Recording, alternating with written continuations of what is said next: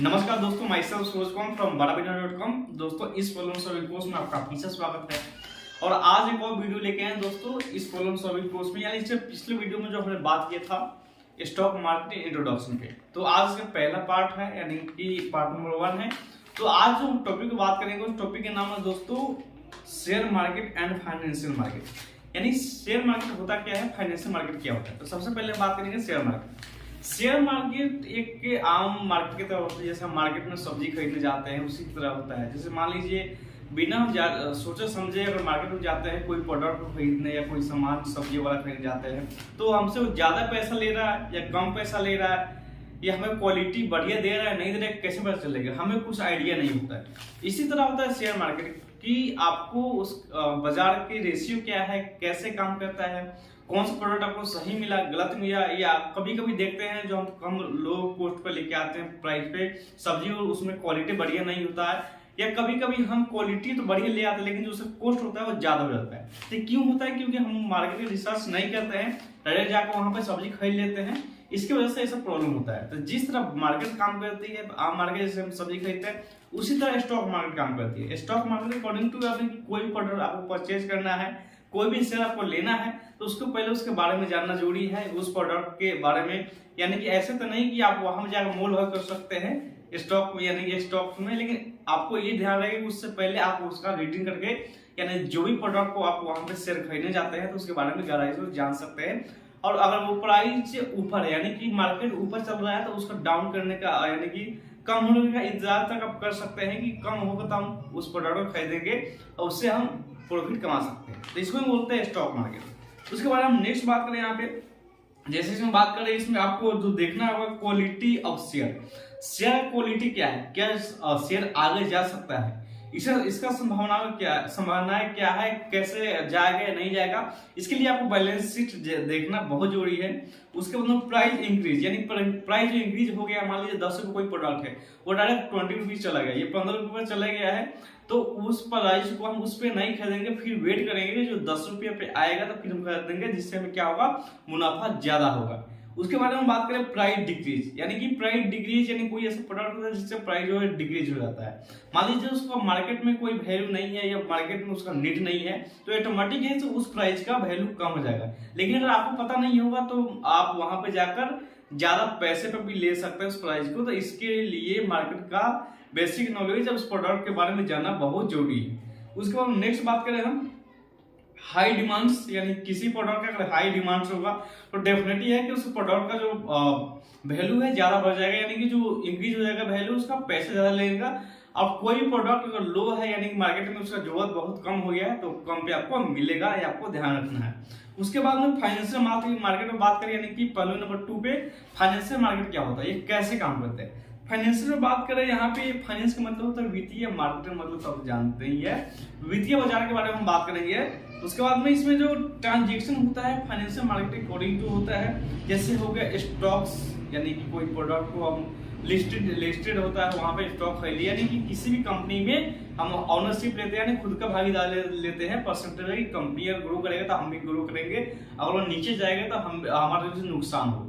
तो इसके बेसिस पे फाइनेंशियल मार्केटिंग होता है। इसमें जो आता है दोस्तों कमोडिटी मार्केट आता है। कमोडिटी मार्केट में हम बात करें यहाँ पे जो क्रूड ऑयल यानी कच्चा तेल का मतलब जैसे पेट्रोल हो गया, डीजल हो गया, मिट्टी तेल हो गया, इसका अगर भाव बढ़ता है तो डेफिनेटली है कि मार्केट ऊपर जाएगा। इसका अगर भाव नीचे जाता है तो डेफिनेटली मार्केट नीचे आएगा।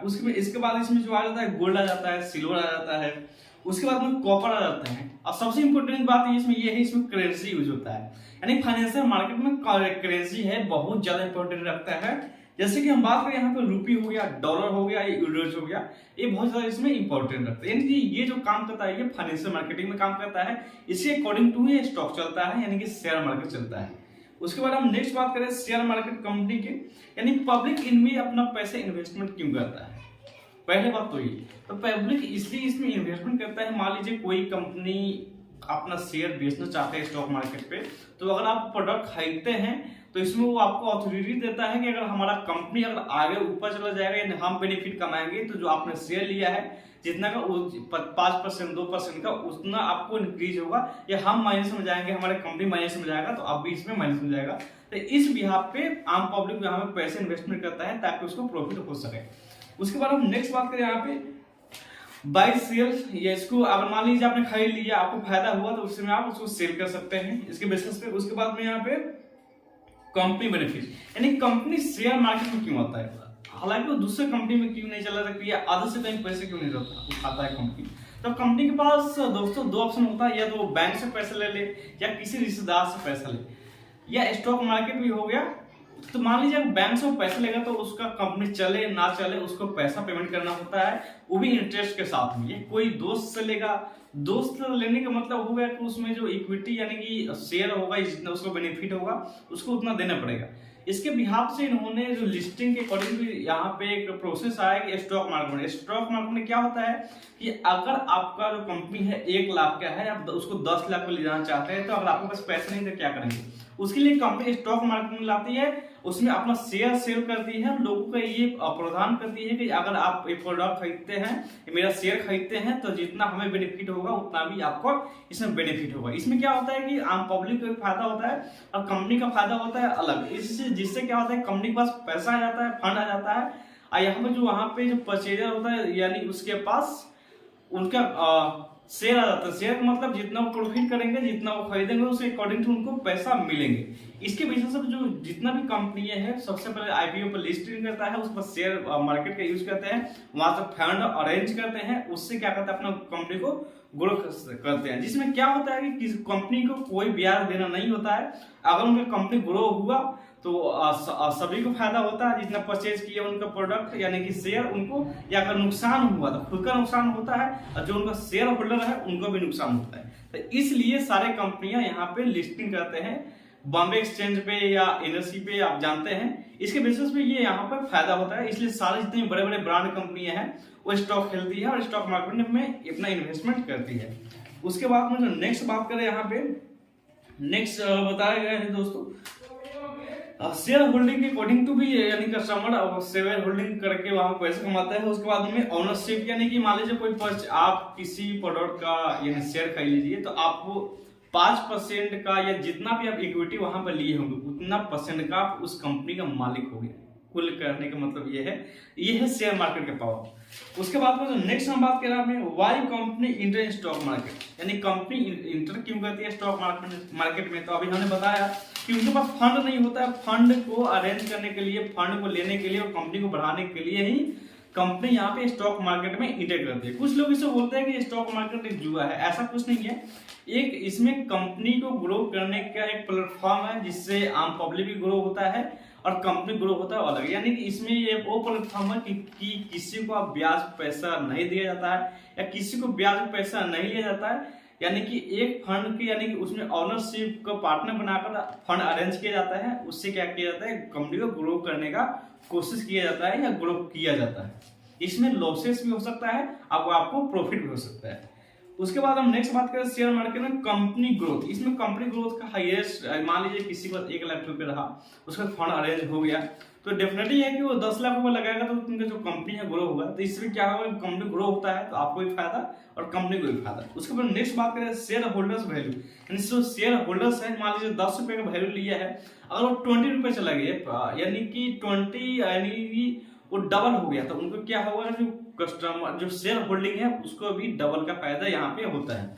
उसके बाद नेक्स्ट है स्मॉल इन्वेस्टर। स्मॉल इन्वेस्टर भी होता है, उसको यानी बहुत ज्यादा यहाँ पे रिस्क, हार्ड रिस्क के अकॉर्डिंग टू ज्यादा होता नहीं है, उसमें ग्रोथ करने का चांसेस ज्यादा होता है, उसमें हार्ड रिवार्ड्स भी ज्यादा यहाँ पे मिलता है। उसके बाद नेक्स्ट बात करें हम एप्पल कंपनी के एग्जांपल लेते हैं। एप्पल कंपनी 2007 में लॉन्च हुआ था, लेकिन आपको पता है ये कंपनी कब स्टार्ट हुआ था। ये कंपनी जो है 1980 में स्टार्ट हुआ था। उस समय इसका शेयर प्राइस था कुछ खास नहीं था, कुछ ज्यादा ग्रो नहीं कर रहा था, लेकिन एप्पल आने के बाद 2007 में जो पहले से जिन्होंने इनका प्रोडक्ट यानी कि शेयर ले लिए थे उनको बहुत ज्यादा ग्रोथ मिला, यानी बहुत ज्यादा इनकम मिला, यानी 1907 में इसका प्रोडक्ट लॉन्च होने के बाद। उसके बाद हम नेक्स्ट बात करें यहाँ पे ईयरली बायस, यानी ईयरली बायस के इसमें जो रेशियो बताया गया है एप्पल का, जैसे में $0.5 से $10 पर शेयर इसमें हो गया था 2007 के बाद। उसके बाद अभी कितना है आप देख सकते हैं जाके अपने स्टॉक एक्सचेंज पे कि कितना चल रहा है एप्पल का प्राइस। उसके बाद नेक्स्ट बात करें यहाँ पे प्राइमरी मार्केट। प्राइमरी मार्केट में जो इसमें इस प्राइमरी मार्केट होता क्या है, पहले इस पे हम बात कर लेते हैं। प्राइमरी मार्केट का मतलब ये होता है कोई कंपनी, मान लीजिए छोटा कंपनी है, चाहता है कि हम बहुत बड़ा ग्रो करें, बहुत छोटा कंपनी सोचता है कि बड़ा कंपनी हो जाए, तो उसके लिए फंड चाहिए होता है उनको, जो बैंक से लेगा तो लोन लेगा, तो उनको एक ऑप्शन आता है यहाँ पे स्टॉक एक्सचेंज करने के लिए, यानी कि शेयर मार्केट खेलने के लिए। तो इसमें ये अपना लिस्टिंग करते हैं आईपीओ के अकॉर्डिंग टू, लिस्टिंग करके उसके बिहाफ पे ब्रोकर को देते हैं, यानी कि कस्टमर को ऑथराइज करते हैं कि आप मेरा शेयर खरीद सकते हैं। शेयर खरीद के वहां पे उनको फंड मिल जाता है जिससे वो कंपनी को अपने ग्रो कर सकते हैं, तो इसको बोलते हैं प्राइमरी। जो सेकेंडरी होता है इसमें जब लिस्टिंग वैसा हो जाता है और आम पब्लिक उसको खरीद के वहां पर शेयर होल्डिंग करने लगता है, पैसे कमाने लगता है, उसको बोलते हैं ट्रेड। ये होता है सेकेंडरी मार्केट। उसके बाद में यहाँ पर जब हम बात करें नेक्स्ट, यहाँ पे लोगों को ऑफर्स भी किया जाता है कि आप हमारे यहाँ पर शेयर लीजिए आईपीओ को लिस्ट होने के बाद। उसके बाद हम नेक्स्ट बात करें यहाँ पे प्राइमरी मार्केट का rest fund IPO listing registration इसमें कराना होता है जो आपको इंपॉर्टेंट है। सबसे पहले रजिस्ट्रेशन इसमें इंपॉर्टेंट होता है। रजिस्ट्रेशन में आमतौर पर ऐसा नहीं कि कोई कंपनी आके यहाँ पे ग्रोथ कर सकता है या डायरेक्ट यहाँ पे सेल कर सकता है, उसके लिए कुछ प्रोविजन होता है, उसमें टर्म कंडीशंस होता है, उसको फॉलो करना होता है। उसमें स्टॉक एक्सचेंज के बारे में बात करें दोस्तों, स्टॉक एक्सचेंज दो टाइप से इसमें होता है, जो आप जानते हो कि होता है बीएससी, एक होता है एनएससी, बॉम्बे स्टॉक एक्सचेंज और एनएससी में नेशनल स्टॉक एक्सचेंज। आप दोनों से भी ट्रेड कर सकते हैं, दोनों आपके पास ऑप्शन है। उसके बाद नेक्स्ट बात करें यहाँ पे कंपनी को अगर आईपीओ लाना होता है तो उसको क्या क्या जरूरत पड़ता है। क्या आप जानते हैं कि कोई भी कंपनी मान लीजिए स्टॉक शेयर बाजार में आना चाहता है तो उसे क्या जरूरत है? क्या कोई कंपनी डायरेक्ट आपको वहां शेयर को परचेज करवा सकता है या सेल कर सकता है? तो ऐसा नहीं है, उससे कुछ टर्म कंडीशन होता है कि उसमें जो लिस्टेड कंपनी होगा वही आएगा। मतलब पता चले कि ऐसा कि कोई कंपनी आया, हमने पैसा डाला, वो भाग गया, तो यहाँ पे ऐसा नहीं होता है। यहाँ पे ऑलरेडी वेरिफिकेशन होता है बहुत बढ़िया से, अब बहुत इंक्वायरी इसमें किया जाता है, उसके बाद यहाँ पे लिस्टेड होता है। जैसे कि हम बात करें इसमें फाइनेंशियल, वहां पे देखा जाता है कि फाइनेंशियल वीक है या चलने लायक है, कंपनी ग्रोथ कर सकता है नहीं। उसके बाद में प्रोमोटर्स इसका कौन सा है, कौन सा कंपनी है, कौन ओनर है, करता क्या है, ये कंपनी क्यों चलाना चाहता है, क्यों आईपीओ ऐड करना चाहता है, इसके बारे में। उसके बाद इन्वेस्टर्स कौन है, कितना पैसा लगाया है, ये भी देखा जाता है दोस्तों। उसके बाद नंबर ऑफ शेयर्स, यानी नंबर ऑफ शेयर्स इनके पास कितना है। उसके बाद शेयर प्राइस, कितना बेचना चाहते हैं, जो बेचना चाहते हैं इनका जो प्राइस जो लीगल है भी नहीं, या छोटा सा प्रोडक्ट बहुत महंगा ही बेचेंगे, तो ये सब देखा जाता है। उसके बाद ही कोई भी कंपनी स्टॉक मार्केट में लिस्टेड होता है। उसके बाद हम नेक्स्ट बात करें सेकेंडरी मार्केट। सेकेंडरी मार्केट में आप कोई भी प्रोडक्ट को यानी शेयर को परचेज कर सकते हैं, यानी ये आईपीओ रजिस्ट्रेशन के बाद सेकेंडरी मार्केट में आ जाता है। जैसे ब्रोकर के अकॉर्डिंग टू यहाँ पे एंजल वन हो गया, आप स्टॉक्स हो गया, ये जीरोधा हो गया, उसके बेसिस पे आप वहां पे शेयर को परचेज करके वहां पे ट्रेड कर सकते हैं। उसके बाद में यहाँ पर रियल टाइम ट्रांजेक्शन होता है, यानी कि ऑन द स्पॉट होता है, जो वहां पर मार्केट में आपको दिखता है, जो रियल होता है कि आपका जो प्रोडक्ट है अभी इतना चल रहा है, इतना परचेज कर सकते हैं या सेल कर सकते हैं। उसके बाद नेक्स्ट दोस्तों इसमें बताया गया है तो यहाँ पे ब्रोकर के थ्रू हमने बताया, यहाँ पे ब्रोकर तो बहुत सारे आ गया, लेकिन जो इसमें जो टॉपेस्ट पे है वो एंजल ब्रोकर है, आप स्टॉक हो गया, ग्रो हो गया, ये जीरोधा हो गया। इसको आप यूज करके यहाँ पे अकाउंट बना के यानी डीमेट अकाउंट बनाकर यहाँ पे शेयर को परचेज कर सकते हैं, होल्डिंग करके आप यहाँ पे पैसे कमा सकते हैं। उसके बाद next what is share market, हमने बता दिया शेयर मार्केट होता है क्या है। उसके बाद में फाइनेंशियल मार्केट क्या होता है, कैसे काम करता है। उसके बाद बेनिफिट ऑफ शेयर होल्डर्स, यानी कि शेयर होल्डर्स का बेनिफिट क्या क्या होता है, ये सब हमने आपको अभी बताया।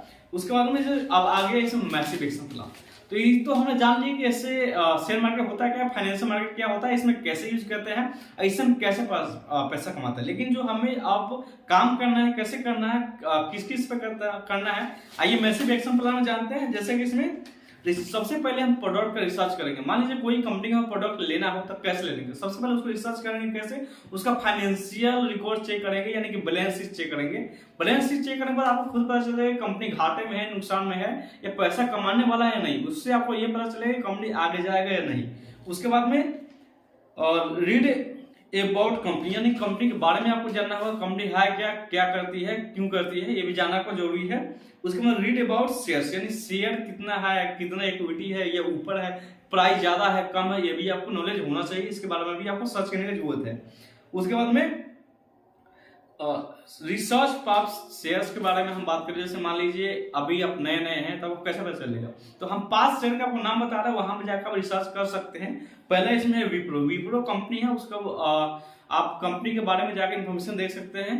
ये बड़े बड़े कंपनी है, इसमें आपको ज्यादा मेहनत करने की जरूरत नहीं है, बहुत सिंपल यहाँ पे तरीके से आपको यहाँ पे देखने को मिल जाएगा बैलेंस शीट, जो भी आप देखना चाहते हैं उसको। उसके बाद में है एक आइसर मोटर्स कंपनी है, जो ट्रैक्टर के बारे में जानते होंगे, आइसर मोटर्स का भी आप देख सकते हैं। उसके बाद एमआरएफ टायर है जो बहुत प्रचलित है, उसका भी देख सकते हैं।